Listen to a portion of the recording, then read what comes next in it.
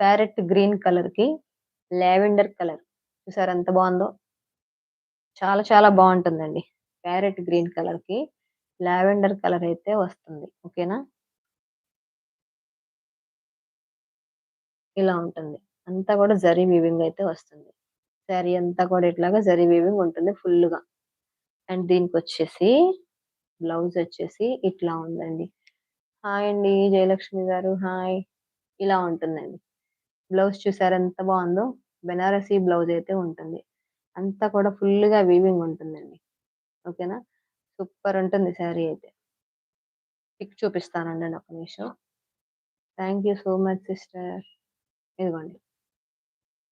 చూసారా? ఇలా ఉంటుంది శారీ. చాలా బావుంది గదా శారీ.